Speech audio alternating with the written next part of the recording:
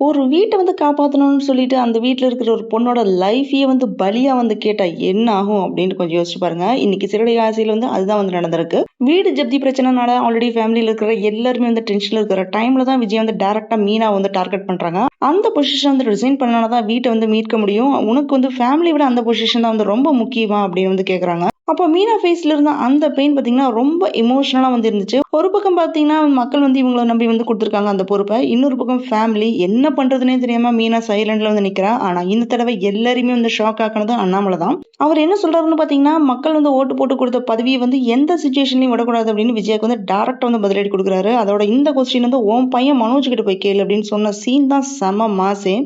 இதுக்கடையில ரோகிணிக்கு நடந்த அவமானம் தான் ரொம்ப பெயின்ஃபுல்லா இருக்கு. மனோஜோட ஷோரூமுக்கு ரோகிணி வந்திருக்கிறத சிசிடிவில பார்த்த விஜயா ஸ்பீக்கர்ல எல்லாருமே கேட்கற மாதிரி ஏய் ஃப்ராடு இங்கே வந்து அப்படின்னு திட்டுறாங்க. அதை கேட்ட ரோகிணி அப்படியே நின்று அழுறாங்க. அதை பாக்குறவங்களுக்கு கஷ்டமா தான் இருக்குது. இப்போ கொஸ்டின் என்னன்னு பாத்தீங்கன்னா, முத்து 10 லட்சம் எங்கிருந்து கொண்டுட்டு வர போறான்? மீனா உண்மையிலேயே இந்த பொசிஷன் விட்டு கொடுக்க போறாங்களா? அதுக்கும் மேல பாத்தீங்கன்னா விஜய் அந்த மாதிரி திட்டுறதுக்கு ரோகிணி இனி என்ன செய்ய போறா? சோ இது எல்லாமே நெக்ஸ்ட் எபிசோட்ல பெரிய பரபரப்பா இருக்க போகுது. இந்த ஃபேமிலிக்கு இதுக்கு மேல இனி எவ்வளவு பெரிய பிரச்சனை எல்லாமே வரப்போகுது அப்படின்னு தெரிஞ்சுக்கணும்னா ஃபுல் வீடியோவை மிஸ் பண்ணாம முழுசா பாருங்க. இந்த வீடியோ பிடிச்சிருந்தனால லைக் பண்ணுங்க, ஷேர் பண்ணுங்க. அரேபியன் அணி சேனலை மறக்காம சப்ஸ்கிரைப் பண்ணி சப்போர்ட் பண்ணுங்க.